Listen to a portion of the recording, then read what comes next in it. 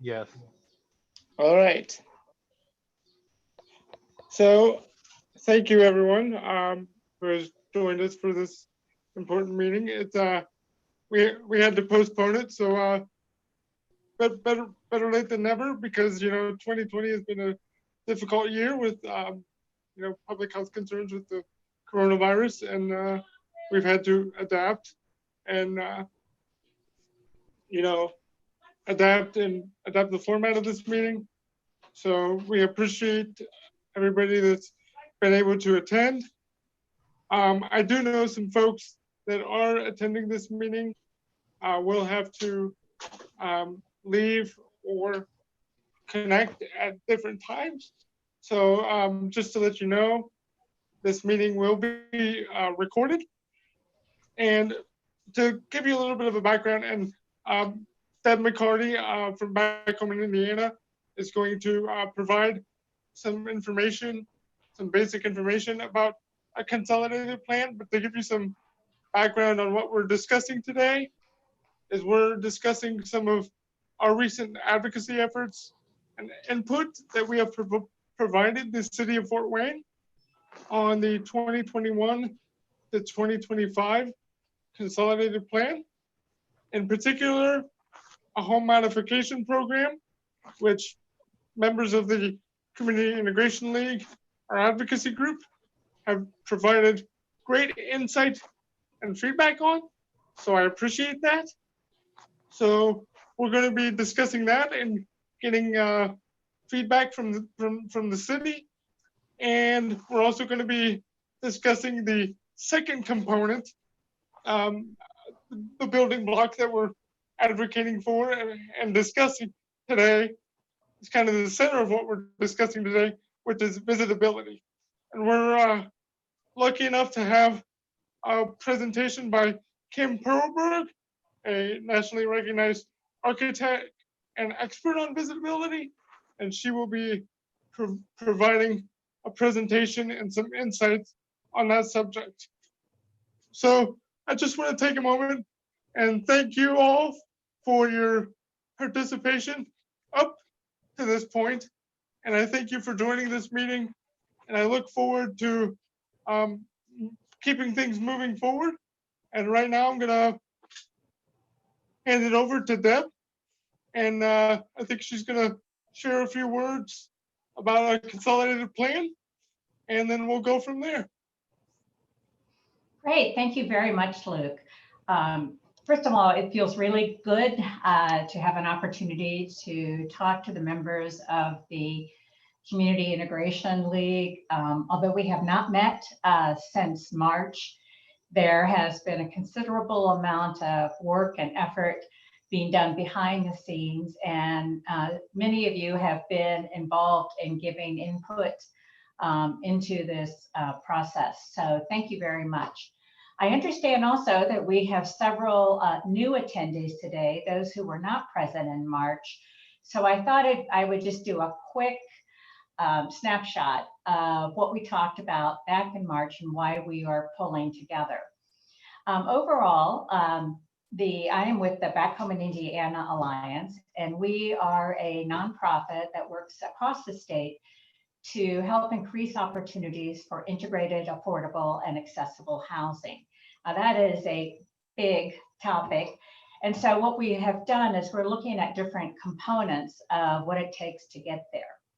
So you'll see that generally titles of our conversations will be integrated, affordable, and accessible housing, and that we will look at each component separately, although of course they're tied together. We wanted to focus initially on the Fort Wayne Consolidated Plan because that impacts many of you. And it's also just good to look in your own neighborhood, so to speak, when you're looking at opportunities for housing. So key to this is that, and it's just to basically understand is who provides affordable housing? How does that come about within your community? And it's helpful to know that most of that is funded by the U.S. Department of Housing and Urban Development, or known as HUD. So we have Congress awarding a budget to HUD. HUD in turn contracts with public and private agencies and governments based on formulas of population and need. So awards funds to the city of Fort Wayne, for example. And although we're focusing on the city of Fort Wayne, depending on the population makeup, HUD also awards monies to our state, which largely covers the rural communities, other large metropolitan areas similar to Fort Wayne, like Indianapolis or Evansville, and then county governments when we're looking at a population across a county. So today what we're focusing on is the consolidated plan and the HUD dollars that are coming to Fort Wayne. So when we look at Fort Wayne and you look at the mission, and I'll read this for us.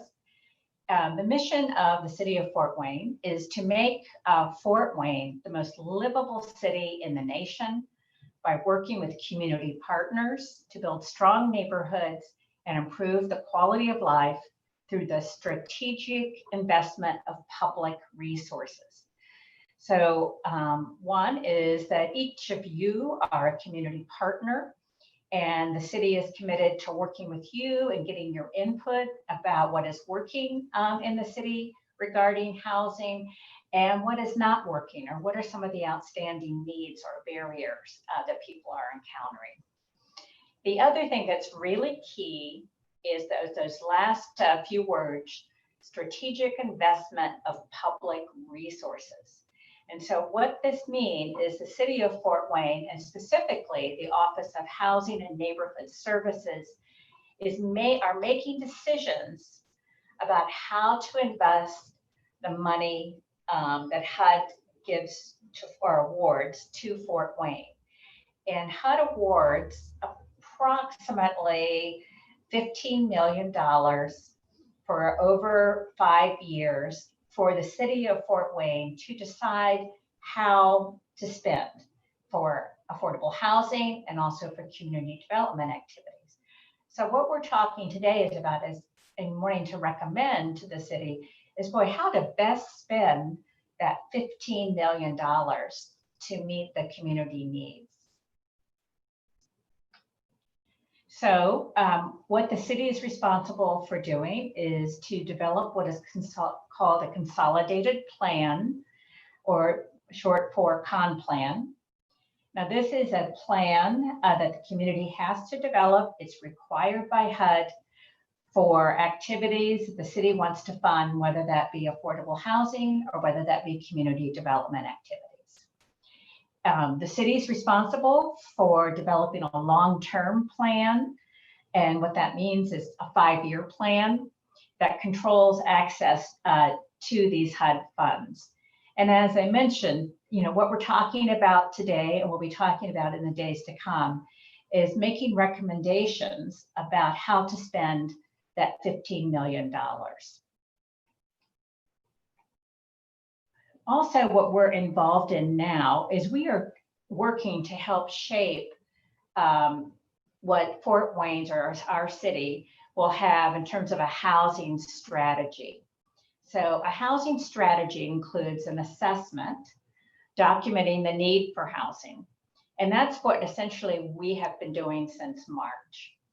So an assessment documenting the need, from my perspective, it means who's going to benefit from this investment in housing. What type of housing do we really need in our community? And what is the cost of that housing going to be? We have examples of HUD's definition of affordable housing, but for many people who receive only SSI, for example, they are actually priced out, cannot afford the housing that's developed under the umbrella of a HUD affordable housing definition. So we really need to understand who benefits, what type of housing is being constructed, and what's it going to cost people to be able to live in that housing. Now, I mentioned it's a 5-year plan. Fort Wayne is just on the cusp of developing a new 5-year plan.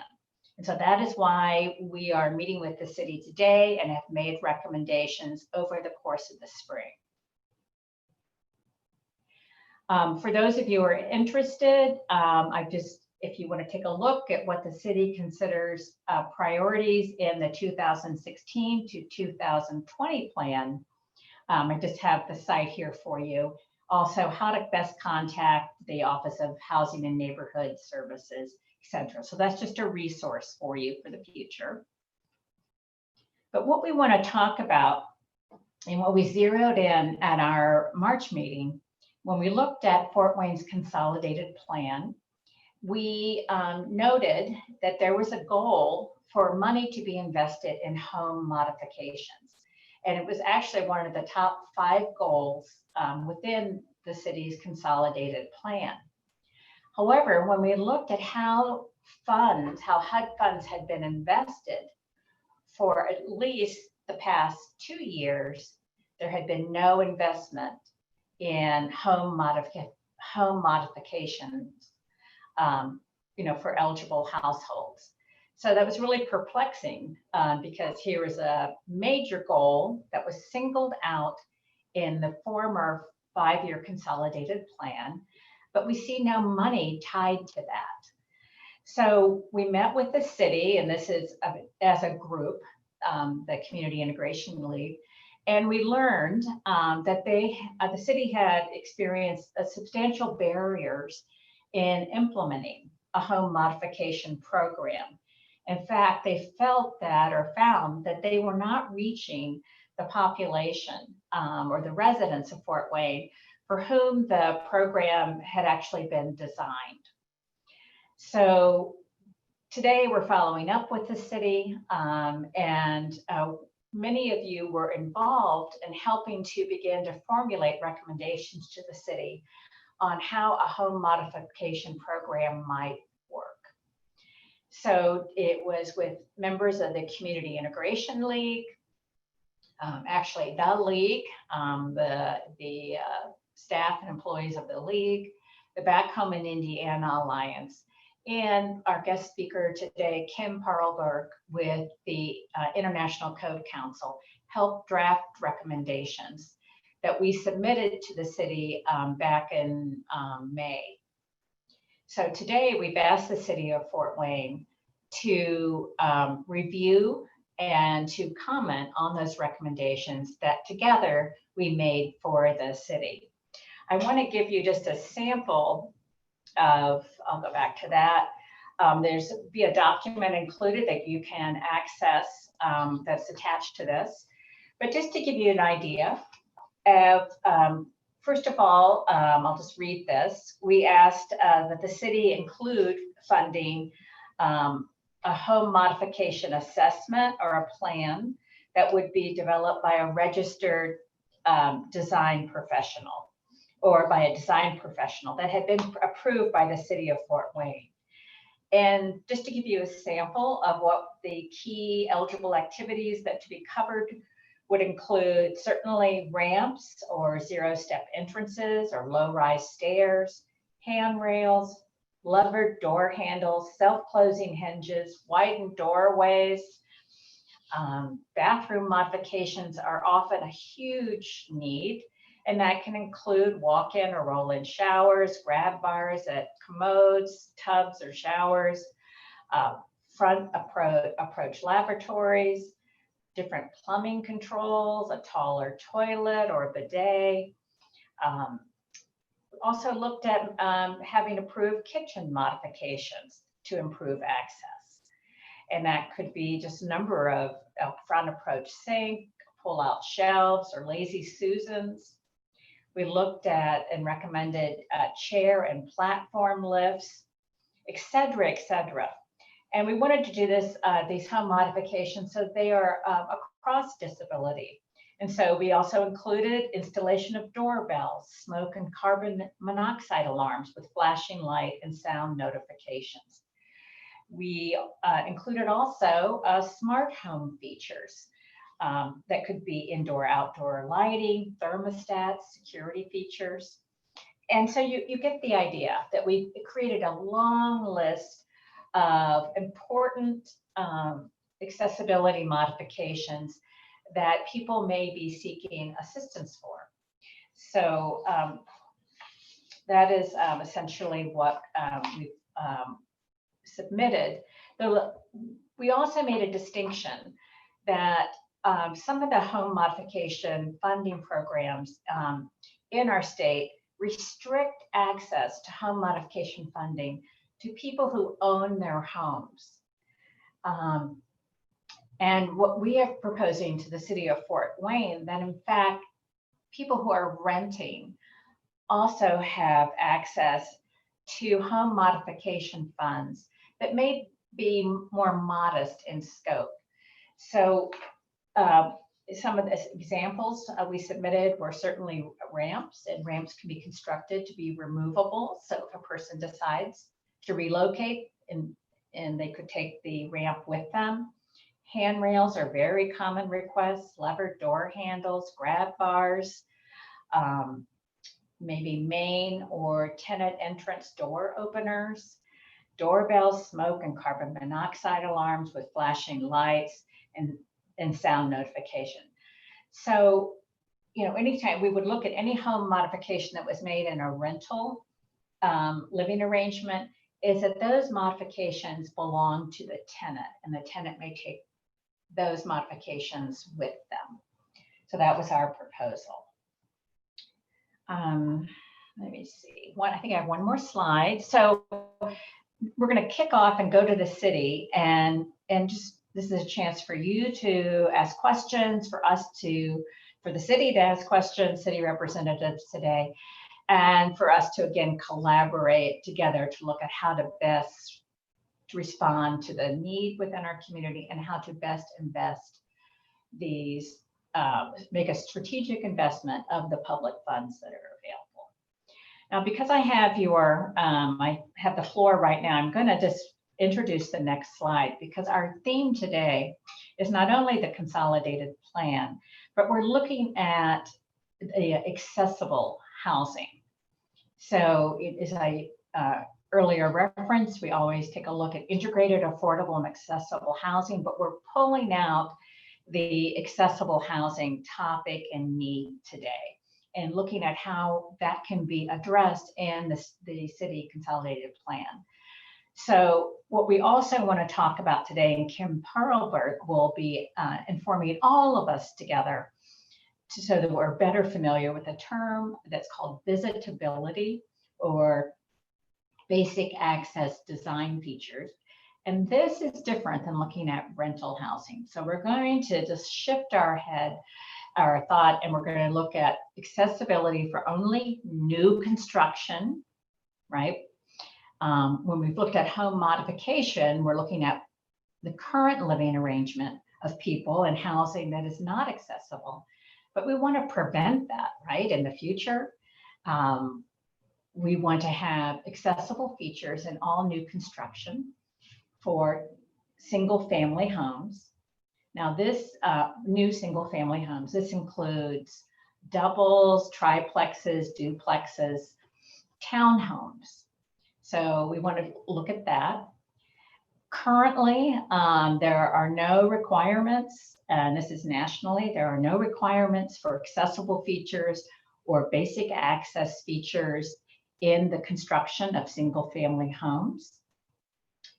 Now we know that the city of Fort Wayne typically will use federal dollars, those HUD dollars, for the construction of some single family homes in Fort Wayne. And the question is, and we want to look at today and want you to think about, is how about if the city of Fort Wayne and you as community members recommended that all new homes with basic features such as 1-0 threshold entrance, so people with mobility limitations could visit. We could really look at what would the impact be, and who could benefit from having at least one entrance with a 0 threshold entrance. And of course, there are other modest features also that Kim will introduce us to. So with that, I want to conclude my quick overview, I want to thank you again for helping us sort of grapple with the issues of improving integrated, affordable, and specifically accessible housing in your fair city. So thank you, and I will turn my camera off, and we'll go on to our friends with the city. Luke, you want to take it from here?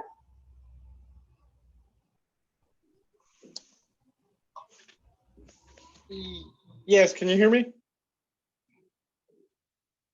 Okay. Yes.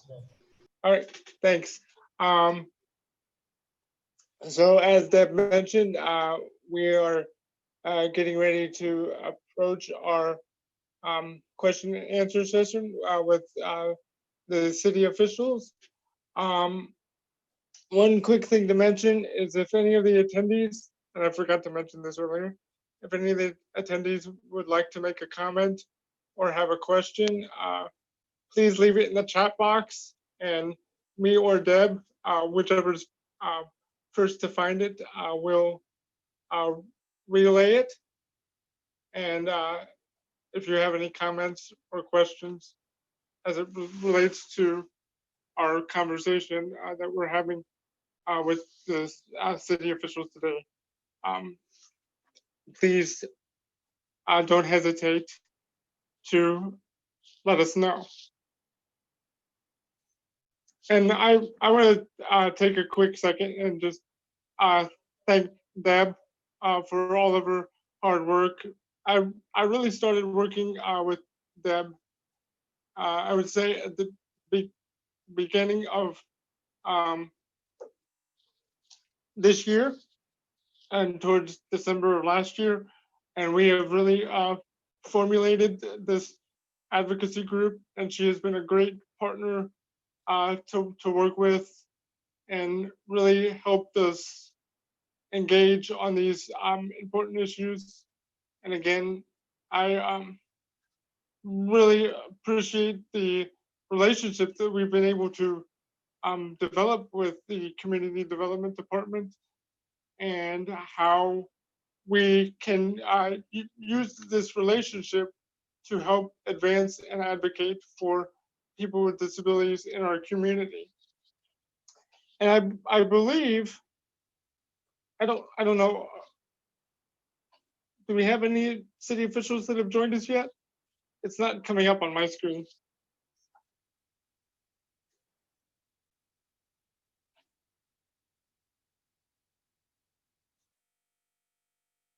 Can anybody? Luke, I think we're doing, it's not 1:30 yet, so perhaps they haven't signed on. Okay. I thought though.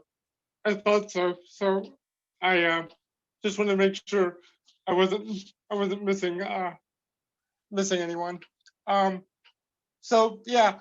So how this will work is we're going to be like Deb mentioned earlier, we're going to be asking some questions of the community development folks, and because we had started these advocacy efforts back in March, as many of you remember, we had our first in-person meeting as an advocacy group and coalition with the community development folks and Mayor Tom Henry.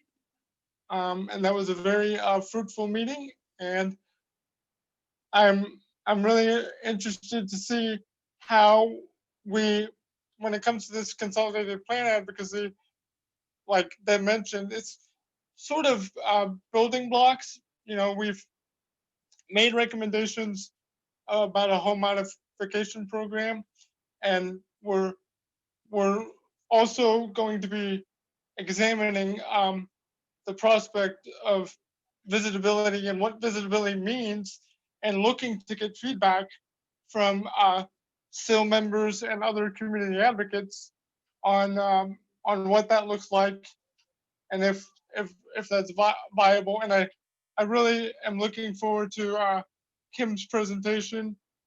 Kim is a national expert, and she will be educating all of us on this very important subject, because when we talk about visitability and why visitability is important, particularly in the time of 2020 and in a pandemic.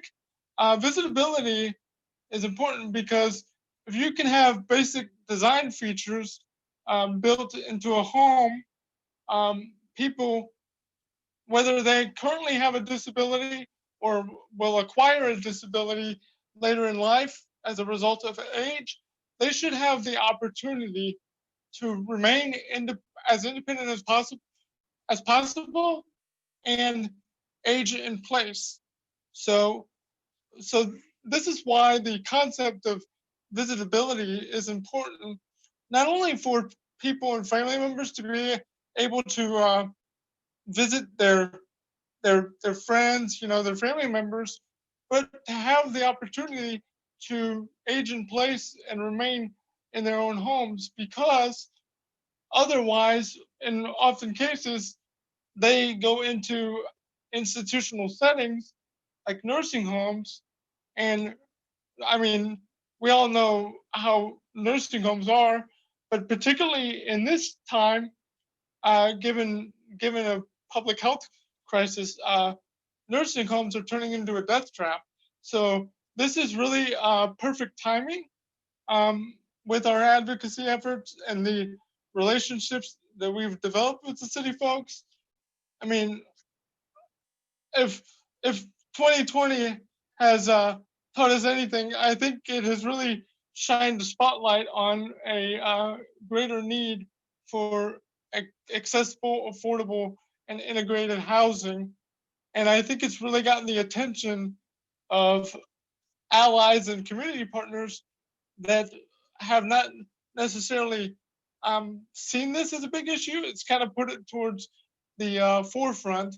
So I'm really looking forward to, not just today, but continuing to move those forward, because I know a lot of Community Integration League members have relationships in the home building industry and construction.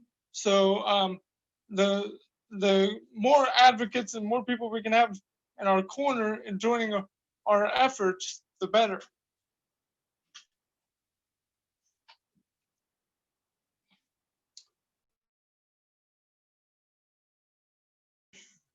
It looks like we have some comments.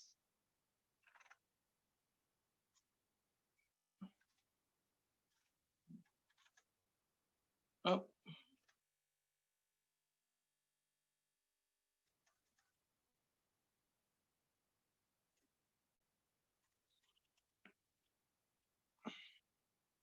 Okay. My apologies. I was taking a quick second to look at the comments that people were sending us.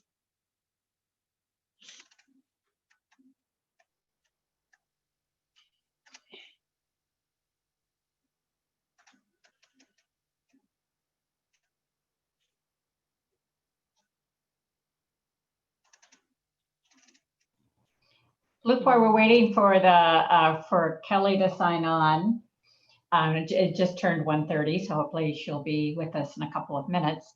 Why don't we read the questions? One is, have there been any studies in our community for how many accessible units exist here? And of those, how many are available? Of course, there's a huge demand for wheelchair accessible rental units, and the demand far exceeds the supply. However, I think it is important to track, if you will, or assure that people who actually need the affordable, accessible rental units are actually the residents of that unit. Oftentimes, at least we've heard of stories and witnessed also, no formal research is done, but that people who actually need the affordable unit and the affordability of that are in those wheelchair accessible apartments, if you will.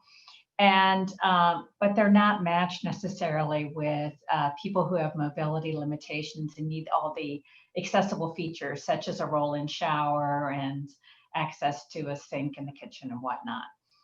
And there are a number of barriers to that that we really need to address as a community. Part of that may be that the property managers, the housing developers have not formed relationships in the community with the disability community so that there is a source of referral and marketing of those apartments, if you will. So we hope to work with the city and work with housing developers to figure out, one, who is living in our precious limited resource of wheelchair accessible units, and how we can make sure that we match people who need those features, to those affordable units. There is listing, and I responded in writing to how to begin to get a handle on where the units exist. I can't give you a count off the top of my head, but at least it would be a real good springboard to look at the listing. And I can also send you a link or send a link to everyone actually later about the wheelchair accessible units that we're aware of in your community.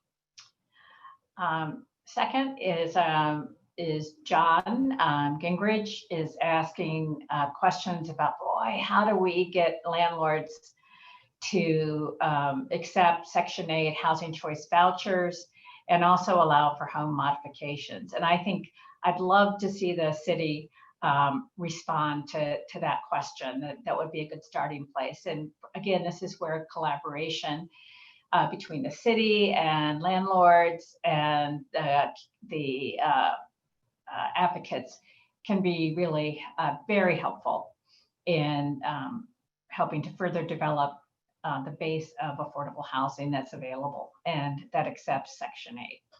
So I think Kelly is with us. So I'm going to close out and we'll go on. John, you want to make the transition? Or not John, Luke.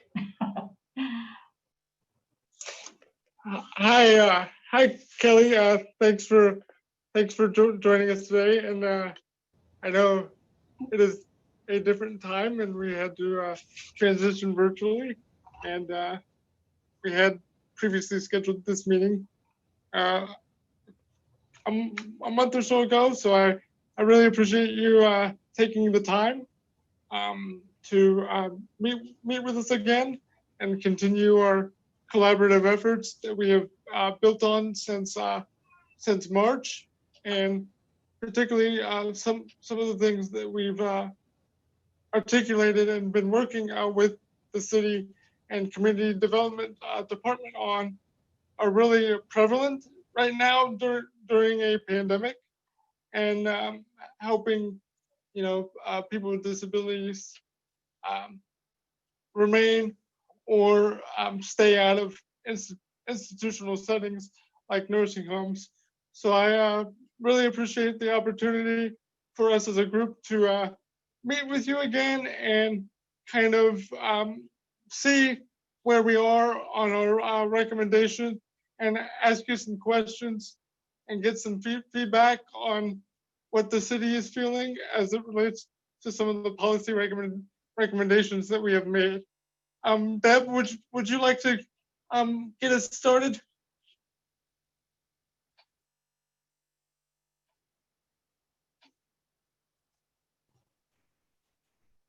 I'm sorry, Luke, did you ask if I could get us started?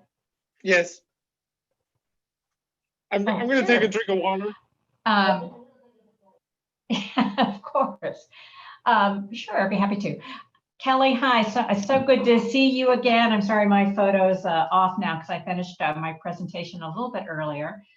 But we're very interested in, and we've been talking about the consolidated plan for Fort Wayne, and specifically the goal of having a home modification program in place. So since our meeting, you were very generous in sharing some of the barriers the city was facing in the implementation of that program early on.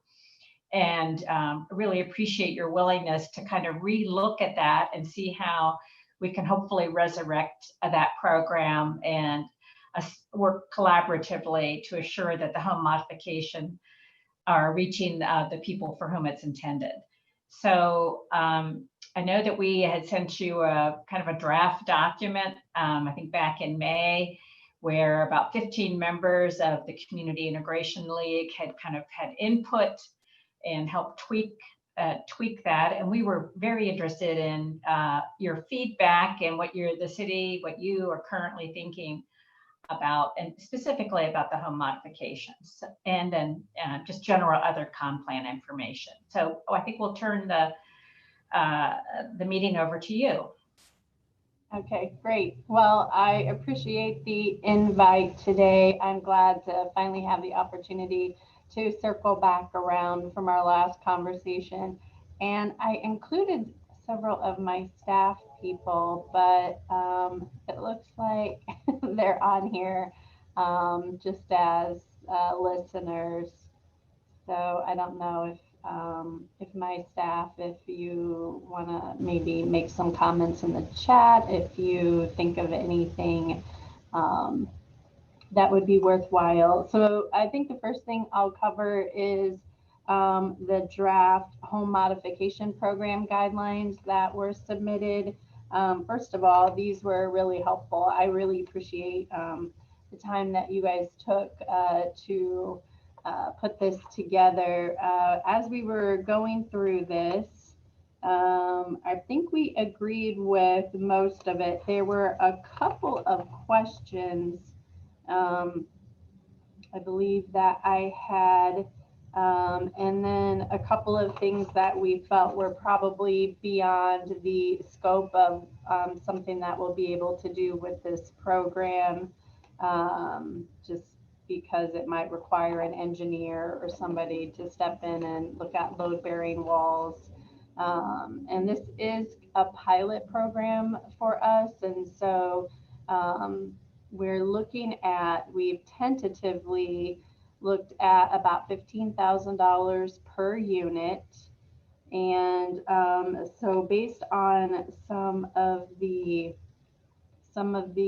things we were looking at, so widening doorways, we agreed with, but however, we felt like hallways might be a little too much for this pilot program.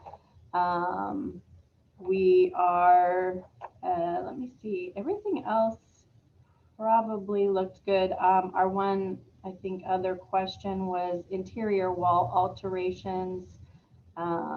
In the case that those may or may not impact load-bearing walls, was a question that we had. The eligible property types for homeowners, we would not probably consider lease purchase arrangements. And then as far as manufactured housing, as long as it's not on wheels, then it would be eligible. And right now we would look at really just focusing this program on homeowner properties. Rentals is something maybe we could look at down the road, but for this pilot program, we really wanted to focus on homeowner units. One of the barriers I think we talked about before is the lead-based paint rules that the federal government has in place really limits our ability in some cases to really go in and do some of the things we want to do without adding astronomical additional costs. And so we were wanting to really focus this program on housing built 1978 or newer. So then we could get past the lead-based paint rules. And so for example, if we have a $15,000 per unit program and we go in and we want to widen one doorway and say that expense is $5,000. Then if the house is an older house, we would be required to go in, do a lead risk assessment. And if we find lead-based paint that we are required to address, in that case, we may end up spending the full 15,000 just addressing lead and not actually addressing any accessibility issues. And so we really think that if we focus on some of the newer housing stock, that will be able to get around that. And we also thought longevity wise, that might make sense. So when we go in and we fix somebody's house and make it more accessible, the longevity of that housing structure is likely going to be longer than a house that's older. Let's see if I had any other questions.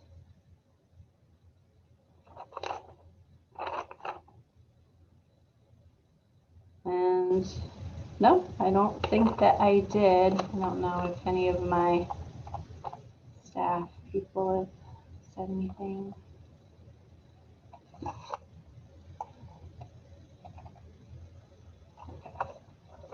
But otherwise, I think this is a really good, solid starting point.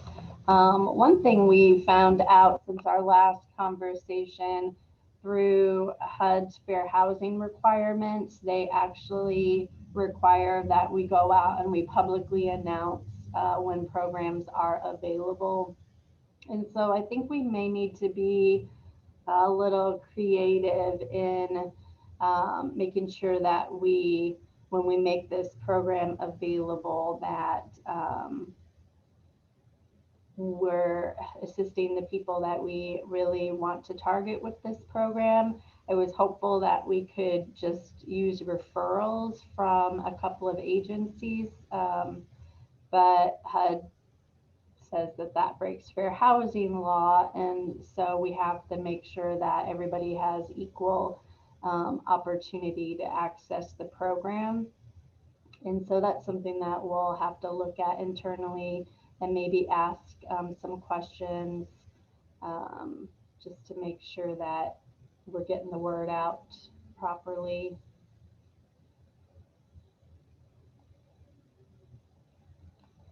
And so I also wanted to give you an update on our consolidated plan process. So when I met with you last time, we were, I think, we were several months out from our final year of our previous consolidated plan. So that actually goes from 2016 through 2020.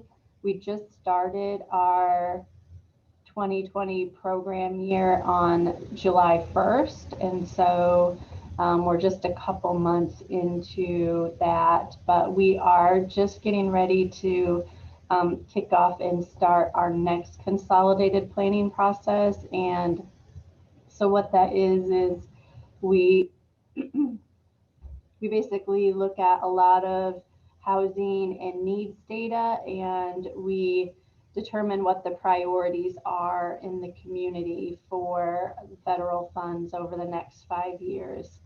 And that actually, we do a lot of public input through that process, and obviously group conversations like this are particularly helpful in identifying what kind of programs do we really want to look at running to address those needs that we've identified.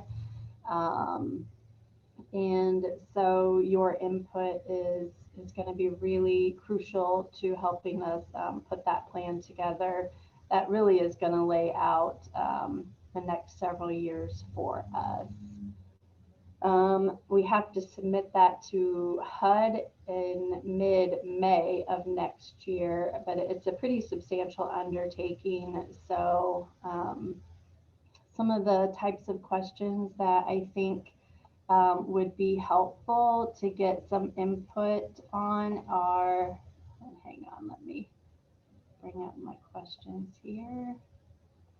So for example, what are your most common housing issues? What are your most common supportive service needs? And right now in particular, we did actually receive a few extra allocations of funding through the CARES Act to specifically deal with COVID related issues. So we have the ability to fund programs to address COVID specific needs. And so if there's, I guess my question would be then, are there any specific COVID related needs that you as a group would advocate for that we should be looking at? That would be really helpful to us also.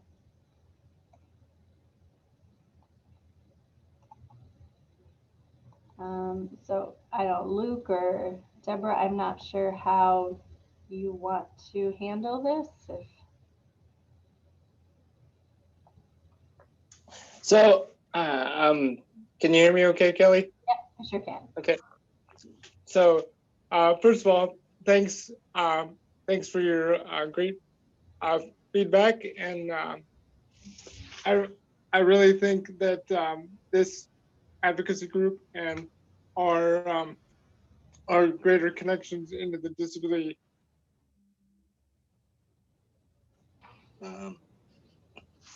okay, can you see me now? Okay. Yeah. Sorry about that. So I really think the relationships and connections and the opportunities that this committee and the connections we have within the disability community will be able to help market, particularly the home modification program, for lack of a better term, because I know when we met back in March, that was a main concern, that not only were not a sufficient number of folks applying or using the funds, but even some of the funds were being used for like replacing windows and air conditioners. So I really think this group and some of our community partners can really help in getting the word out and spreading the word about that program. And I just want to say that I really appreciate getting a timeline of what we're looking at as far as the next plan as it rolls out, and what that process might look like. So that's very helpful, because I know that was one thing that the group was wondering about. But going back to the home modification program for a second, the question that I have is, what kind of funding will an individual, when they apply for a home modification funding, what kind of funding would they be looking at to spend on home modifications? Yeah, so we have tentatively decided that we would look at about 15,000 per unit, and that would be a grant. And so there would be no out-of-pocket expense for the homeowner. Sometimes if there's something that goes a little above and beyond the cap in the scope of service, like the bids come in and it turns out that it's going to be 16,000 for the work that needs to be done. Sometimes we'll offer the opportunity for the homeowner to cover the additional cost if it's something that they really want to have done. So we can definitely consider that also as part of this program. But it is a grant program. And I think as we're kind of talking internally, we might reach back out to you to see specifically if there are things we could add either to the eligibility requirements or something maybe to make sure that that this program is really targeted to what the types of services that we want to provide. I think, as I shared at our last conversation that we had a senior and disabled program, homeowner repair program that we ran a few years ago. And, you know, in our minds, we thought we were going to do ramps and widening doors and things like that. And I'm not sure that was part of any of the scopes that we ended up doing. It really ended up being more just people wanting normal homeowner repair type things. And so we were really hoping to really focus this program specifically on accessibility type modifications instead of just normal repairs. And so as far as the timeline, and oh, my staff has left me out here to answer this on my own. I don't have I think we're just wrapping up our 2019 roof and HVAC program. And so I'm thinking we would probably look at opening up this program maybe later this winter. And depending on the type of work that we're doing, obviously the weather may or may not impact that. I would think most of these types of repairs could be done in the winter months. And so Logan, or I don't think John has made it on yet. Logan, do you have any sense on when we might be able to start up this program? Oh, wait, here he is. Oh, Hello? hey, Logan. Hey, Jim says it's spring.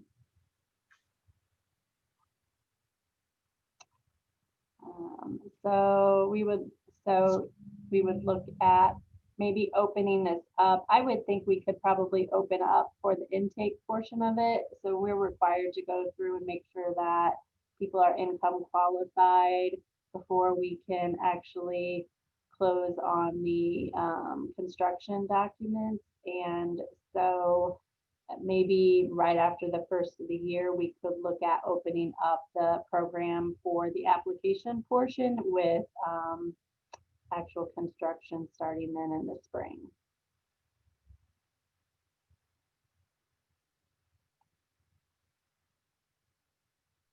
And you said that the consolidated plan will be submitted in May, correct? Yes. And so I think we're targeting doing some of our public input for that probably around December. So the first few steps for us are actually we're gathering a lot of data about the housing, kind of the units, the age of the units, and then the population itself. And so from there, our next step is to sort of analyze and synthesize that information. And then from there, we start to kind of look at the picture of, you know, here's what we think the needs are. And so then we go out and we can talk to community groups to say, here's what we think, is that, are we right? And then that gives you the opportunity to basically say, you know, you're right on, or yes, but, or in maybe some cases it's no, you're not right at all. Our needs really are something completely different that maybe we missed through the data analysis. So I'm thinking, so we're looking at really starting that portion, the data analysis, like October, November. So I'm hopeful if we can stay on schedule that maybe around the very end of the year, the beginning of next year is when we actually have stuff that we can actually come out and have meaningful conversations with several stakeholder groups. Kelly, hi, this is Deb McCarty again. I wanted to hear the city's thinking about why people who are renting would not have access to some very modest home modifications. Could you share some of the thinking behind that with us? Yeah, and so for us, we view this as a pilot program, and with the amount of money that we have available, we're not going to be able to help a lot of people with this first round of funding. And frankly, when you add a landlord to the mix, it's a lot more difficult for us to, we've learned this through our lead paint remediation programs, is when we deal with the homeowner, we only have to deal with one party through the application process. When we deal with a rental property, we have to deal with the tenant and get them income qualified, and then we have to get the landlord on board with all the improvements. And with this being kind of a pilot program and new types of scope items, that may take us a little longer. Like we've gotten really good at replacing roofs and doing HVAC systems, and so now we're kind of going to have to, my staff's going to have to learn some new scope type items. And so we just kind of thought we would remove some of the potential barriers and, you know, really try to focus on making this program run smoothly, but also be effective. Okay, thank you. One final question, because we get, within the disability community, there are many requests for ramps to be constructed. And I know one of your nonprofit organizations in the city is NeighborLink. And I'm in talking with one of the members, said that they typically will be able to respond to about 70 ramps built per year by volunteers, which is if you can imagine that over 5 years, that's quite, you know, and we look at our housing stock. I wonder if there could be any consideration given by singling out the construction of ramps as a home modification for homes regardless of their age, if that would be a ramp that would be constructed that could be removed and would not disrupt the lead-based paint. Would there be any consideration potentially given to that, given the high demand and the older housing stock of Fort Wayne? Yeah, that was actually a question that we had internally, because you know, talking about ramps and really what the need was. And I think before I talked to you guys the last time, I really thought that maybe ramps were being provided by enough other entities that maybe that wasn't one of the gaps out in the community. But I walked away from our conversation understanding that, yeah, that really is still an issue. And I don't know if Jim, if you can chime in, and if not, that's Deborah, that's something we can definitely look at. Jim's my lead paint expert, so to help us identify if that would be something that we could consider. Just as a side note, I was just recently talking to a physical therapist at Parkview Hospital, who pointed out that, boy, having access to make ramps at no cost available to people would help people in terms of returning home from the hospital or being able to exit nursing facilities. So we look at people being just trapped because there's no way for them to get in and out of their homes. So, I mean, we can talk further about that, but I appreciate your flexibility and as we educate ourselves. I see it's 2 o'clock. We probably have 1,000 questions for you, but we will hold those and look forward to some of the public meetings that are going to be taking place in December. And Luke, do you want to help us transition to the next person?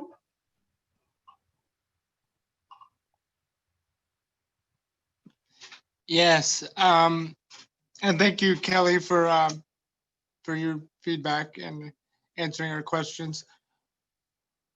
All right, we're gonna transition on to discuss the concept of visitability and like I mentioned earlier, this is an important concept for the disability community, particularly as we, you know, around the discussions of having the opportunity and the independence to be able to age in place.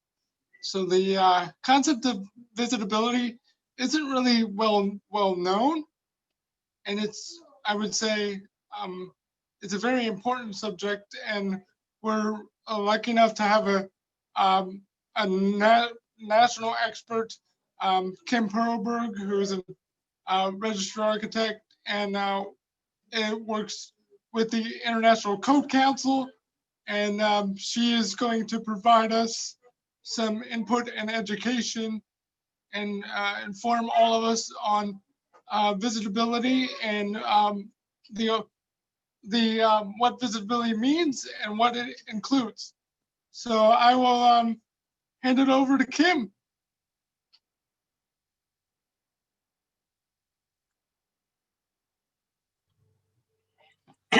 Good morning, everybody. This is Kim Perlberg. Since I haven't really worked with Zoom a lot, can you tell me the best way I can show some of the slides that I can do? I'm not sure how to start my video. Oh, start my video. All right. Try that. See if it comes up.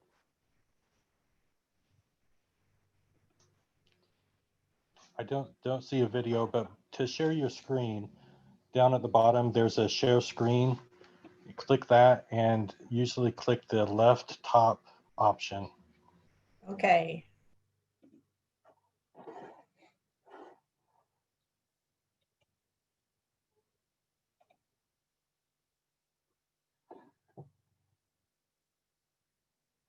Is that working?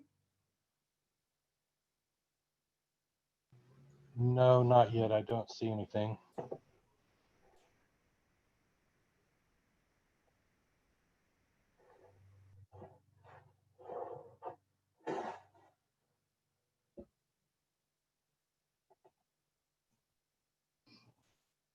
Jason, I don't know if this will be helpful, but I think we sent you a copy of Kim's PowerPoint to include in some of the documents.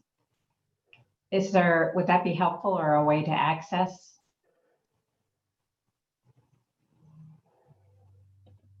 Yeah, I'll have to pull it up. Give me 1 second. Oh, Wait a minute. Hey, there we go. yep. Okay, I just had to share twice. Just make everything more friendly. Thank you. So I was really excited to hear that everybody was already working with sound like the building and zoning department in your city. And so I think what Deb asked me to do today is pretty much just talk about what visibility is and also make you familiar with some of the language that your city building department might be using so that everybody can understand what each other is saying, be on the same page. So Deb and I have worked on this a couple of different places. So if you have any questions, please let me know. All right, so basically the building code and the federal government have requirements for accessible housing in place. The state of Indiana has adopted the International Building Code for their scoping requirements, which is what, where, and how many, using the 2012 International Building Code right now. And then they use a national technical standard for the how-to called the ICC A117.1, the last edition that they use being the 2009. And there are later editions of the building code. Right, Indiana's on the 2012. Previously, though, it would have used the 2006 edition of the International Building Code with the 2003 A117.1. The federal laws, though, that have some relationships to housing will include the Architectural Barriers Act, the Rehabilitation Act, the Fair Housing Act, and the American with Disabilities Act, depending on what type of housing you have. Most of the time, though, people are used to looking at the Fair Housing Act for housing. And one nice thing is that the Building Code 2000, 2003, 2006 have been recognized by HUD as a safe harbor for complying with the Fair Housing Act. And what that means is that the requirements in the building code meet or exceed the requirements that you find in the requirements for the Fair Housing Act. So you don't have to look at both places. Now, later editions of the code, like 2012, which the state of Indiana is using right now, have been reviewed by HUD and have been approved. Right now, they went through all their public hearings for that, and we're just waiting for the official letter. But according to HUD, all the way up through the 2018 International Building Code and the new 2009 standard are safe harbor documents. What a lot of people get confused about, though, is that there's a slightly different approach about how your state law and your federal laws are being applied.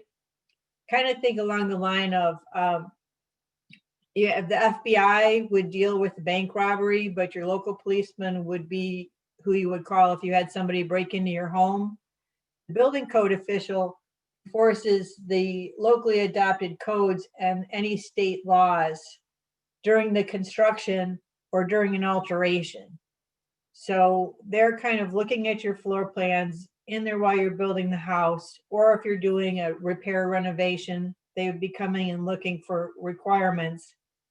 And so once the building is open, they're not there for the operational aspects.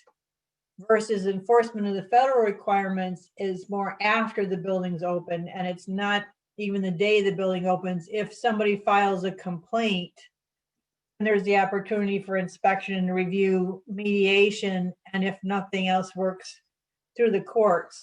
So the advantage of the code official, even though he doesn't address operational issues or asking for somebody or requiring somebody to do a renovation, it's if you're doing a renovation or when you're building the construction, you should get it built to meet the accessibility requirements in the first place. So that actually, gets you in there before. So that's a great support team, and it helps you move stuff forward a little bit faster a lot of the time. So there's different types of things that are addressed in the building code. You'll hear people talk about dwelling units and sleeping units. A dwelling unit is probably what you're used to as an apartment, because it has to include living, sleeping, eating, cooking, and sanitation. Versus a sleeping unit is more what you'd see maybe in a dorm, a fraternity, a sorority, a nursing home, where somebody might have a private bath, but they'll have a shared cooking area. Or a group home is another example of where it would be sleeping units in a larger building. We also split where people live into institutional facilities, which would be like your assisted living, nursing homes, and residential facilities, which can be anything from transient like boarding houses and hotels to apartments, townhouses, and even single family homes. What we tend to look for, though, is if people are transient. The building code uses less than 30 days to determine if something's transient or not.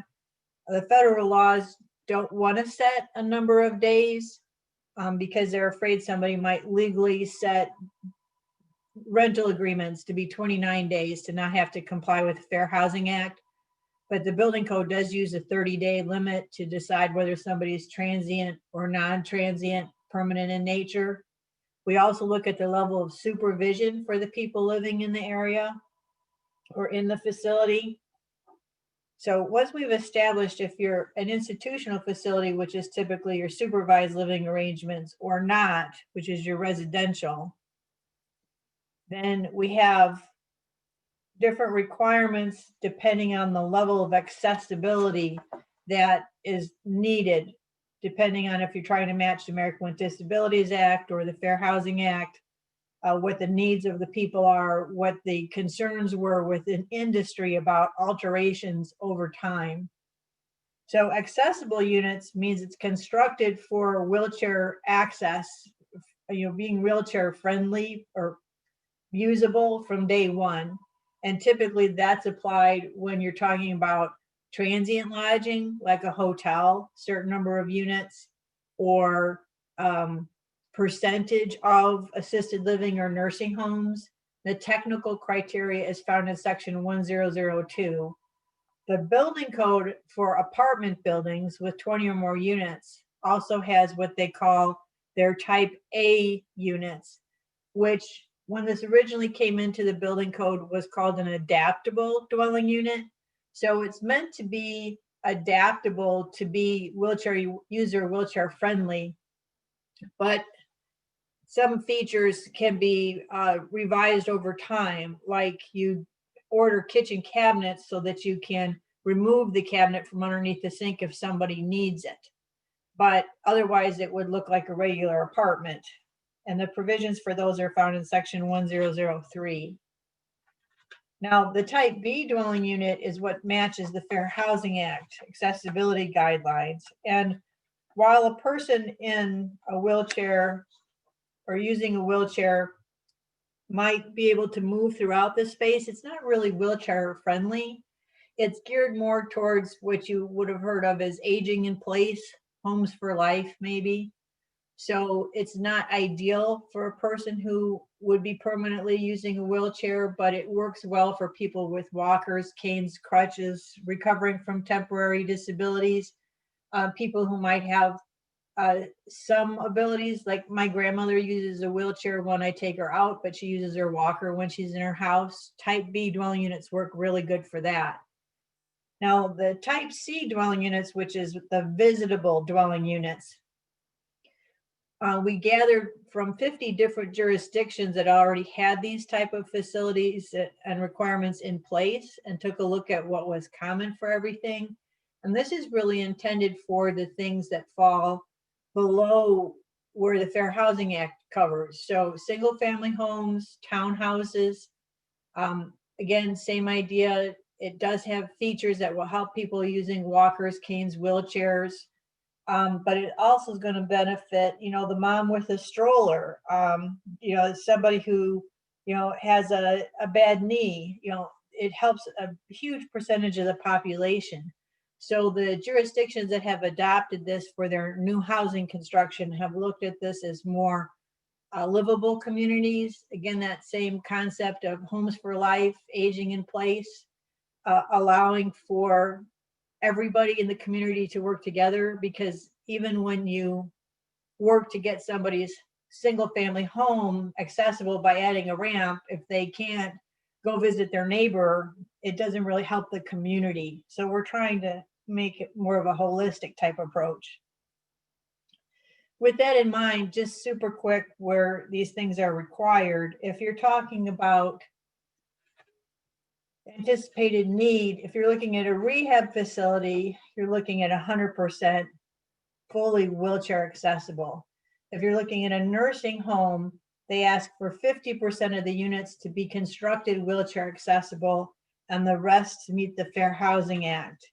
And this is one of the places where you have both ADA and fair housing applied. So the building code shows you both in the same location. Hospitals do 10% accessible. Again, they might have a lot more accessibility provided these are minimum requirements. But then they also might have, say, a bariatric facility or a knee and hip replacement facility where they want assisted transfer for their patients. So it allows some flexibility for those type of areas. What you guys seem to be mostly talking about, though, is the assisted living facilities, where you have what the building code calls Group I-1. It's permanent housing, but 4% are required to be accessible and 96% to match the Fair Housing Act or the Type B criteria, because the anticipated need is not very high. There's requirements for jails, 2% accessible cells, 1 of each accessible cell, and 10% of hospital cells. There's requirements for hotels, because this is transient. They look for a certain number of hotel rooms to be accessible. Now, this is the part that might be most important, again, because you're talking about more or less where people are living permanently. If you have apartment buildings that were built after 1991, the Fair Housing Act is applicable. And so anytime you have an elevator in the building, or if there's no elevator, at least the lowest level, you have to have what the building code calls type B or fair housing units. If you have more than 20 units, the building code asks for those more wheelchair friendly units, type A. Indiana has done an amendment to make the type A units optional in the state of Indiana. Every state has the right to modify their law, but Indiana did that specifically. So it is in the building code. It does help provide a wider range or options for people with scooters or different types of wheelchairs. But again, Indiana decided to make that an option rather than a requirement. We're talking about congregate living facilities, dormitories, fraternities, sororities, boarding houses. These is considered permanent housing, but because anything associated with a college is also controlled or required to comply with the American with Disabilities Act, you'll have a certain number of units required to be accessible units, the remainder type B. If you're talking about what the building code uses as R3, that's your townhouses. If you're more than 4 units together, then you're required to meet the Fair Housing Act or the type B criteria, but there is an exception in the building code and the federal laws that talks about multi-story dwelling units without elevator services, which typically describes most of your townhouses. So the building code and the Fair Housing Act typically will not have criteria for multi-story townhouses. Single-story townhouses, yes, but not multi-story townhouses. Now, that's what's in the building code as a requirement. Oh, sorry, last one. Group homes, similar to small assisted living facilities, 6 to 16 residents, 1 room accessible, and the remainder type B. So that's what's in the building code. And the state of Indiana has used the International Building Code for, I think, about 15 years now. So if you've got anything that was built within that time, these provisions should be in place. But what's new and an option for communities right now is the visitable units. So really, this is geared toward your single family homes, townhouses, and detached single family homes. Now, the reason the building code doesn't require it is because the communities across the United States vary so greatly that we allow the jurisdictions to decide where they can and cannot do the type of minimal criteria we're asking for. Because if you're building into the side of a hill, like San Francisco, you've got a total different aspect about whether you can provide a accessible route between units like you can in Indiana, because you've got typically a much flatter area to deal with. So different jurisdictions had handled it this different ways. City of Chicago has defined what a development is, and if you have a development over a certain size, you do 20% type C dwelling units. Other jurisdictions have said, well, if you have this size development, if you're willing to do visitable units, we'll let you increase the density on your property so you have more units to sell. Other places have allowed a combination of the different levels of accessibility that we just talked about and give tax incentives depending on how wheelchair friendly you want it to be. So it is intended to be up to the city to decide when they think this will work for new housing. But just as an example of what you're really looking at, you're not really talking giant ramps if you do this in the initial construction. I've got a couple of examples here that you really won't notice or have this stand out to you as if this was an accessible housing unit. A couple of examples of sloped sidewalks in these 2 houses. Yes, you can work with a porch. The housing on the right, there is a ramp because of the change in elevation, but the ramp is actually hidden behind the porch area railing. So a lot of people object to the way ramps are because they don't like the looks. If you think about it ahead of time, you can not have to go there. Here's an example of, they put a planter next to the slope sidewalk, so the slope up disappears. Or the house on the right, instead of trying to put the ramp to go up the 3 steps to the front porch, the ramp goes down the side of the house and entered through the side door. So one of the important things associated with the type C dwelling units is it intends to allow different options. Yes, you can go in and out the front door, or you can go off your deck in the back, or you can go through your garage. I don't know about you guys, but can't remember the last time I came in my front door. You know, you get out of your car in your garage. There's very low cost power operators. You can see the arrow points to the button on the wall. The button opens the door in front of you and you just go straight up the ramp. So you don't even necessarily have to have landings at the top if you can have the opening ready for you so your landing is inside your home. Again, helps everybody, parents with a stroller, somebody with a walker. As you get older, you don't lift your feet up as much. This just helps a lot of people. So minimum requirement of just one entrance, not always the front. Once you get inside, how can you move around? Level floors, just a living space and a toilet room required on the main floor. So again, this isn't intended to prohibit multi-story homes. It's just that you'll have at least the ability to have your sanitation needs and be able to, you know, visit, come in and survive if you are temporarily unable to use the stairs. Like Deb mentioned, maybe you could add a platform lift to the stairs if you want to, but the minimum requirement would be at least to get people into the first floor. We do talk about having level walking surfaces, doors wide enough that a person in a wheelchair, walkers, or with crutches can move through the door. A 31 3/4 minimum door is basically a 2'10" door. Makes a big difference when you're talking about getting into the bathroom. It talks about maximum threshold so you don't have tripping hazards. At bathroom though, it can be a full bath. It could be as little as a half bath on the first floor. Again, just minimum requirements for people to be able to live there. Again, probably the width of the door being the biggest concern.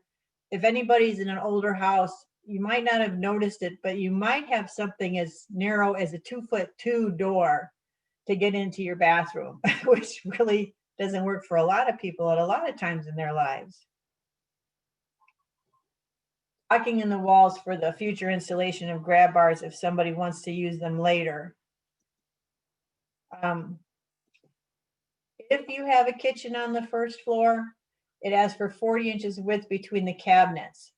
Basically, what it's trying to do is still allow that work triangle that architects will talk about for effective kitchen design between your kitchen, your sink, your oven, and your refrigerator. But if you have 40 inches wide, somebody in a wheelchair can maneuver to get at those things.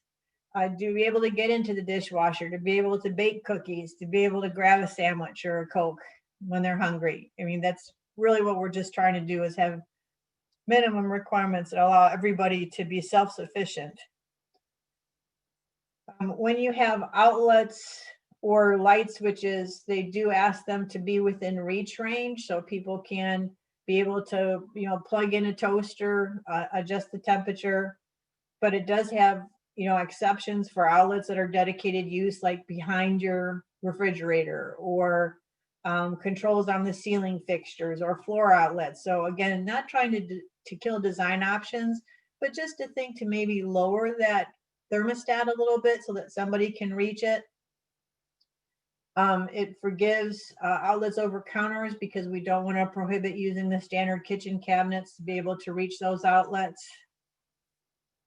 But really the whole idea of this is the ability to bring families and friends together throughout your community.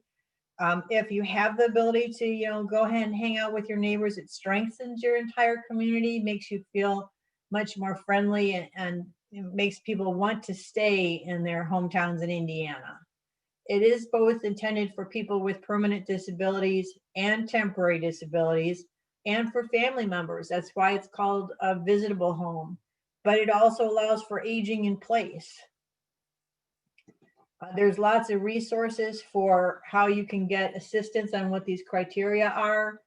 One is the International Code Council, where I work. We've got a toll-free number for people to call and ask questions. The U.S. Access Board can help you with requirements for fully accessible, like you see in hotels, assisted living, or nursing homes. Fair Housing Accessibility First is a great resource for questions about fair housing. And you can also try and reach out to HUD, the Department of Housing and Urban Development. I included their number right now because they work with Fair Housing First, and right now there's a little bit of a funding glitch that has Fair Housing First on hold just temporarily, but they're a great resource when they are available. So again, I was just trying to give you an idea of how you might find housing that already had features in place that you maybe didn't think about because they were in the building code and it was newer construction. Or if you might want to consider, if you established a visitability ordinance in your jurisdiction for new construction, eventually over time you won't need as many grants to help people fix their existing homes because they'd be able to find new homes that could meet their needs. So does anybody have any questions for me?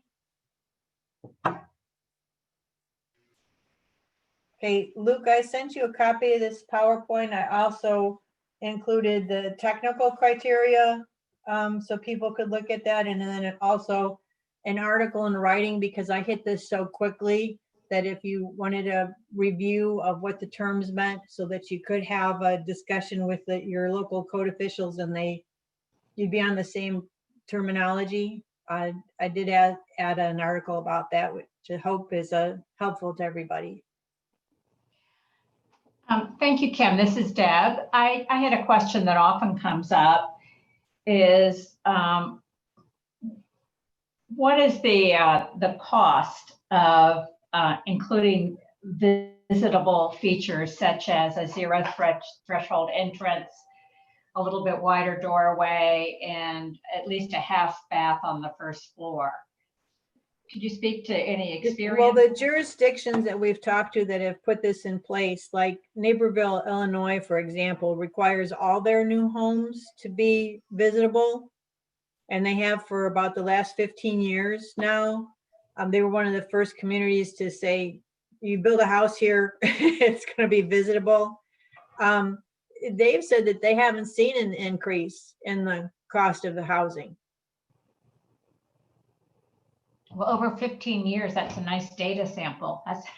Yeah, well, because they said if you think about it, when you do the initial design, like for example, a 3-foot door is a standard stock door, even though it's wider than a 2'2", a 2'4", a 2'6" door. They end up typically being less expensive because they're stock. They're not more or less special order. And you even get so it's more, forethought in the design, planning for this stuff. And over time, you save money, like the bathrooms, for example. If you have blocking in the walls so that you can install grab bars when you decide that you need them and you can get into the bathroom, that saves you having to widen the door. You don't have to rip the tile down or take out the pre-molded shower to get support in the walls to put in the grab bars, because it's already there. And if you do it at the time of construction, it's pick up a couple of pieces of scrap wood and get it in there. So over time, they found that it's actually saved people money. Another thing that's been identified is that Habitat for Humanity wanted to come into their community and build ramps on homes. But then when the next person moved in, they didn't like the way it looked, so they ripped it off. So you actually cost you a lot of stuff to it's important to help people. But if you could think about that ahead of time and give me one way in that never required a ramp, then you want, again, it helps save you over time because you don't have to do these expensive retrofits. Yeah, I think this is particularly timely, Kim, because earlier today with Kelly Lundberg, the city of Fort Wayne is actually looking at using some of the federal funds for home modifications. So we thought, looking at new construction and how to hopefully avoid the need for ramps, wider doorways, and some, modest accessibility features seem just a good parallel in terms of discussion, so that we can avoid future expenses and also have housing that welcomes everyone. Well, yeah, the average person doesn't even notice that they have a wider bathroom door until they have to get in there with crutches, Yeah. And moms with strollers, the 0 level entry, they'll always go to that door than trying to haul their kids up and down the steps when they go out for a walk. And with COVID, everybody's out for a walk, right? So Right. Yes. it makes life easier for all kinds of people. Very good. If you could stay on, we'd appreciate it. There may be some other questions, but I thought it might be interesting. Kelly, if it looks like you're still on board, I'm wondering if you could just comment on Fort Wayne's use of funds to build single-family homes, and if the city has looked into basic access features such as visitability. There you go. Sorry. I'm trying to get used to all this new technology. So yeah, we use our home funds in particular to assist in the cost to develop new housing. A lot of times it's multifamily developments, but we have done some funding, some scattered site single family units and tax credit deals. And so we actually got your recommendation for a visitable design mandate for single family homes. And that is something that we are actually looking at and discussing internally. I don't have an answer for you today, but I did want to let you know that we are looking at what you've sent, and I'm hoping to reach out to maybe IHCDA to see exactly how that works on their end, as far as when they get a project in, what that means as far as reviewing and whatnot, and what it means for the developers.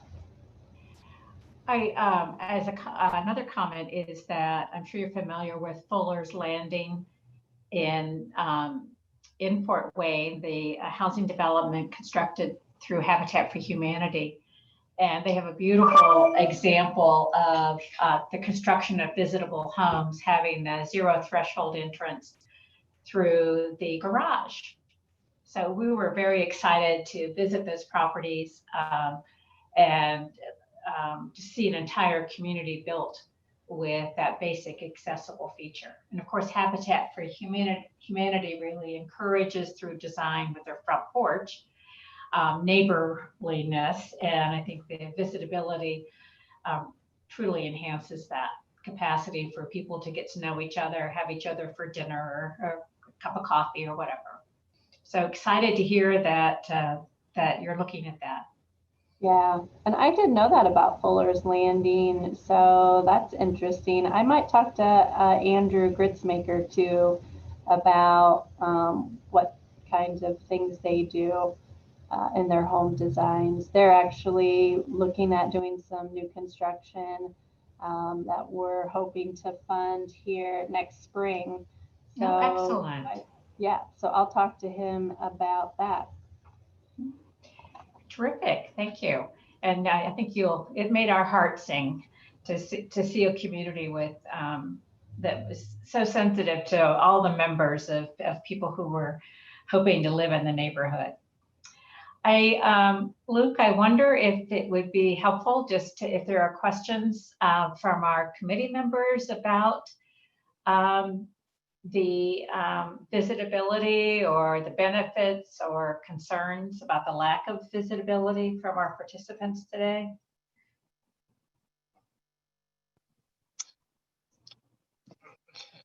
Yeah,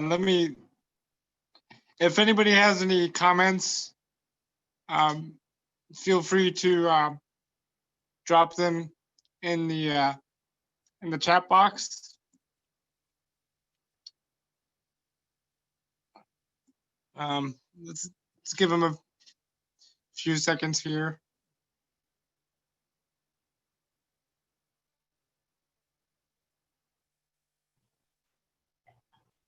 While we're waiting, Luke, are there any comments that you would like to make about your experiences with being able to access friends and other family members' households, or any barriers encountered, what the impact has been on you or some of your colleagues? So for me, obviously the zero threshold entry is a big thing. And when you're talking with, different property managers, and you ask them, when you ask them about accessibility features, they often think of accessibility as just being able to get through the front door. And that's obviously very important, because you can't do anything if you can't get through the front door. But for me and my personal experience, the bathroom and the privacy and the importance of being able to navigate a bathroom, that's the number one accessible feature for me personally, for my personal experience, being able to navigate, particularly when I'm going over to a friend's or family house. Oftentimes I have to go to the bathroom before I go to their house, because I know I'm not going to be able to use the bathroom at that location, because it's not going to be accessible. So for me, in my personal experience, I would definitely say basic access to the bathroom and being able to shut the door, because I know that's a big thing. Obviously, when, again, and this comes down to education and awareness, I think.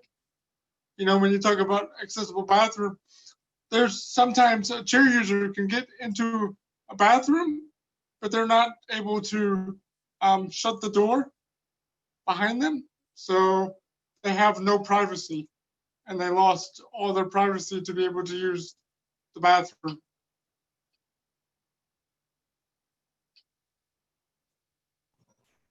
Does anybody else want to have any other comments or personal experiences they'd like to share?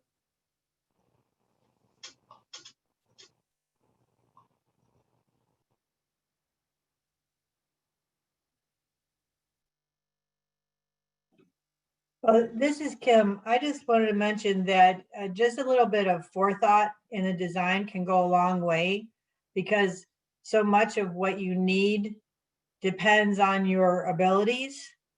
Like the bathroom that my father uses, we have grab bars on the walls, but the bathroom where my grandma uses, she just wanted grab bars in the shower because she was afraid of falling, but she doesn't need the grab bars to help her do a transfer because she doesn't use a wheelchair. So, you don't know what each individual is going to need. So if you just plan to be more universal in what you're doing, I think it'll make your housing so much more friendly, family friendly, community friendly, that it makes a big difference if you think kind of more long term rather than, oh, we're going to put a ramp up here. It's great to help somebody right then, but if you think about everything together, you have a more sustainable neighborhood. We do have a few people with their hands up if you want me to go to them for questions. Yes. Okay, Ryan, you have the floor. Oh yeah, first let me apologize for getting to this meeting late. And if this is something that's already been covered, I apologize again. What about for families that have pools? Would Hoyer lifts for pools be included in a modification, or is that outside the room?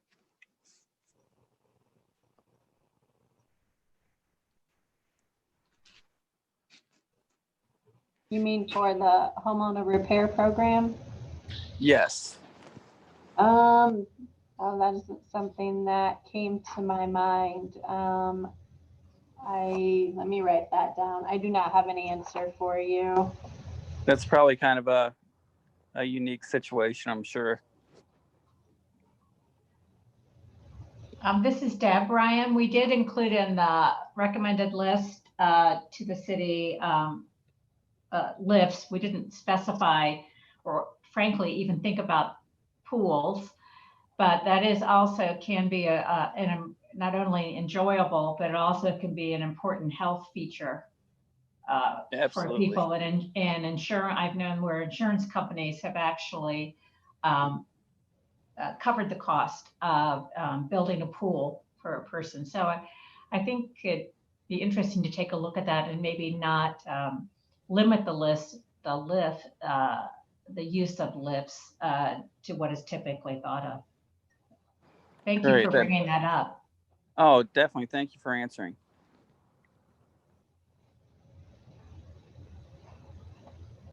Hey, I think Clifton has some input and he's not able to enter it into the chat box. I unmuted can you hear me? Can you hear Yes, me? we can hear Yeah. you, Cliff. Okay, Kelly, when you spoke earlier, you said that there was going to be an age limit on the homes that qualify for the initial upgrades and accessibility dollars that may become available. Question, because this is a real situation for me. I mean, I own a home that's coming up on 80 years old, and we're doing a full renovation. Would that be considered on a case-by-case basis? Or is it just an absolutely hard line? Your house is not built before or after 71, then we can't do it. I'd just like to know what your initial thoughts are on that. Yeah, so typically when we design a program, we stick with it as much as possible for at least that program year. And then we usually look back and see like, well, here were some things that we would change the next year that we offer the program again. Honestly, our really only barrier and issue with doing the older housing stock is the lead-based paint. It's a killer for us when we go out and work. Like we've gone out in some houses to do like facade work and say we budgeted $20,000. And when we go out and we look at we're required to look for lead-based paint, and when they test for it, we have to address lead-based paint in the entire house and with the money budgeted. And so we were spending the full amount of money that we had budgeted for the program just to address lead-based paint and not really even having the opportunity to address the issues that even got us to the house in the first place. And obviously addressing lead-based paint is important for families that have children under the age of 6. But it's unfortunately the regulations can really just be a barrier in some of these other programs. Thank you. Can you answer one more question real quick? Kind of give me a quick overview of the process that one would have to do or go through to apply for these grants and funds. Okay. Well, we haven't actually set it up yet. So it's a little bit flexible or to be determined, but our normal process, we usually have people call our, it's just like a phone tree line. It's 427-8585. We usually, it goes through asking a couple of pre-screen questions, like, do you live inside of the city limits? For this program, I don't know, that might be almost it. And then essentially, if you answer yes, that those eligibility questions, if you answer yes to, you get to the point where you leave a voicemail, and that actually gets sent to someone here in my department. And so then we call back and do what we call a pre-screen. So we go through and we ask some questions. A lot of it is income, because our source of funding has to assist people who are what HUD considers low or moderate income. And so we have to go through and make sure that the person's income qualified. So the pre-screen just goes through real quickly, how many people live in your household, what's your income, and then if it looks like you're eligible for the program, then they actually would send out an application for the applicant to fill out. They would send that back in along with the income documentation. And at that point, then we would be, if everything looks good, then we'd be ready to, close and write the scope and put the bids out. How long does this process generally take? Well, a lot of it, I will be honest, depends on how responsive the applicant is. Some people are really good about, like, we give them the list and within a week they may send all the paperwork back to other people. They may send some stuff in, but we're missing a few items of documentation that we need. So a lot of it depends on that. As far as it may take us. Go ahead, sorry. Well, just once you receive all the information, how long does it take for you guys to turn it around? Yeah, so I would say give us maybe about a month. That might be too long, but I also don't want to give you unrealistic expectations.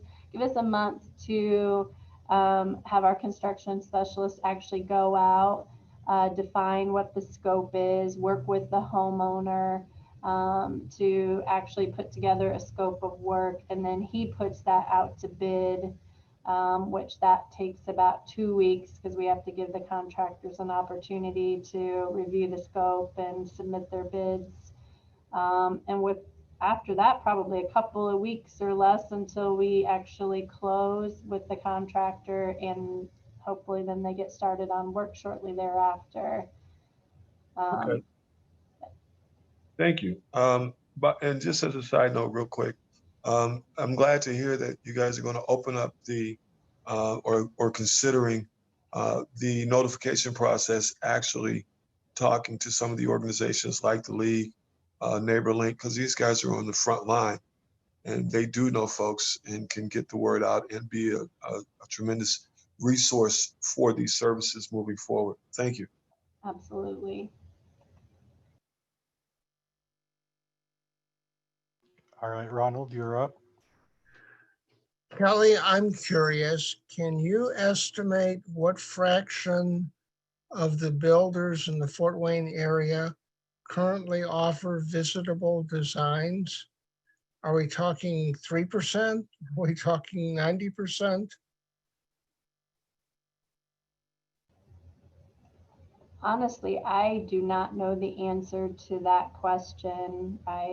I'd be interested to know the answer to that too. I wish I did have a number for you, but I don't.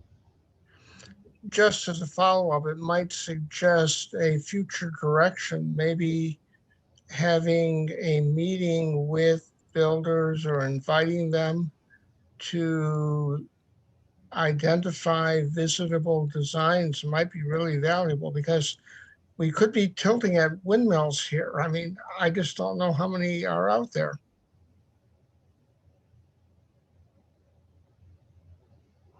Thank you. Yeah, I just to kind of tag on to that from my perspective of somebody who maybe doesn't know as much about, this as a lot of you. I thought today's presentation was actually really helpful and might be something that would be really beneficial to do for the developer and builder community. Just to, I think in my mind, a visitable design was just automatically met a ramp on the front of a house. And so I think it's really interesting to and important for people who aren't as educated to realize that there's more to it than that, and that some of those changes might actually be pretty minor in the grand scheme of things when you're designing and building a home.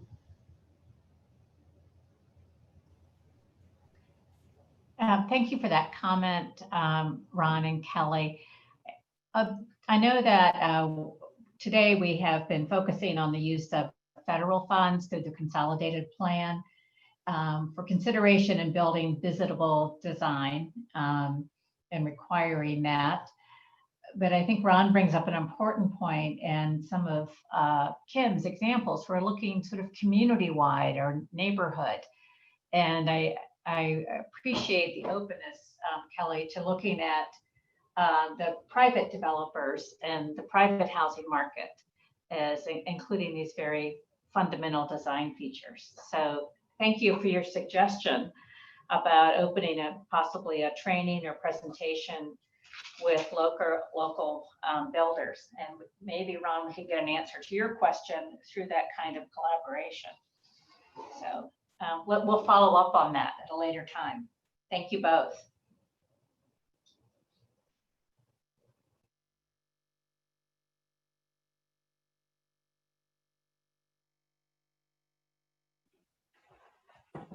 Just as a piece of information, on National Home Builders Association actually has a program that they call Homes for Life, that they encourage builders to develop plans that would allow for persons to remain in their homes longer, or also help people that have mobility impairments being able to get in and out of their house.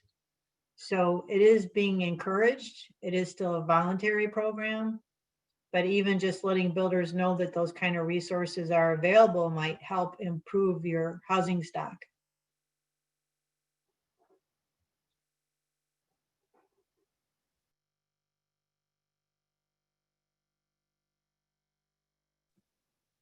Any other questions or comments?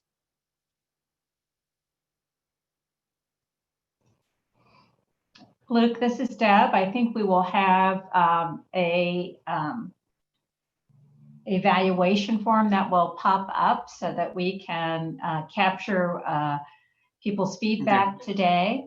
But I don't want to close the door to future questions, but I just wanted to ask people to linger on once we finish talking to complete evaluation form.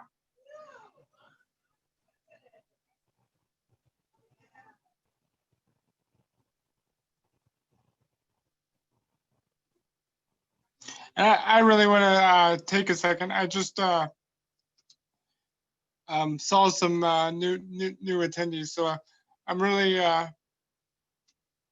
really happy to see this committee continue to grow, and I think it'll address some of the things that Clifton, Deb, and Kelly even mentioned earlier about being able to market these programs. So I really want to take a second and just thank all of you and the new attendees in joining this call. And obviously, I'm really interested to the whole concept of having a training and collaboration with home builders.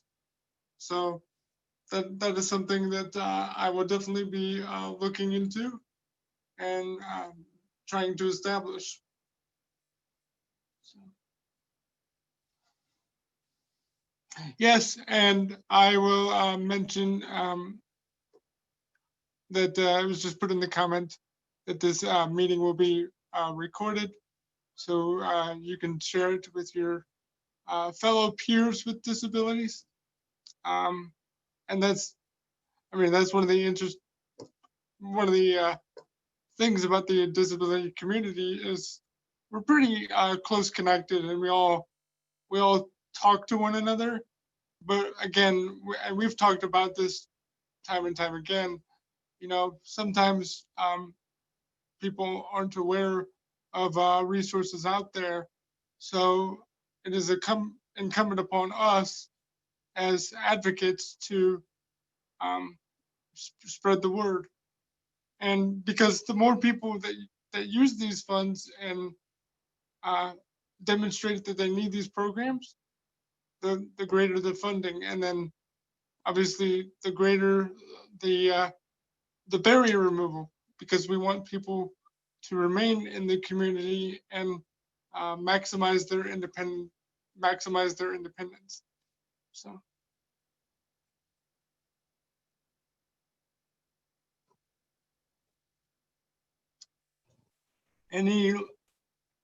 Any comments?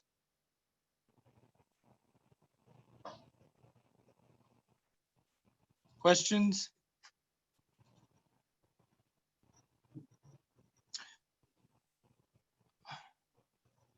Luke, I think we can say it's a wrap.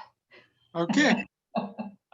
I want to thank Kim for her presentation. I think it was very insightful, and a lot of people learned some things that they either didn't know before or weren't even aware of. So I really appreciate your expertise in taking the time to share your knowledge with us. And then Kelly, thank you for your feedback, and I look forward to continuing to work with you as you move through this process, and particularly looking forward to December towards the end of the year as we engage in those public comment opportunities. Yep. So I really want to thank you, and thank you, Deb and Jason, for setting this up and coordinating all of this. You're welcome. All right, I will be in touch with all of you very soon, and thanks for joining today. Thank you. Thank you, Luke.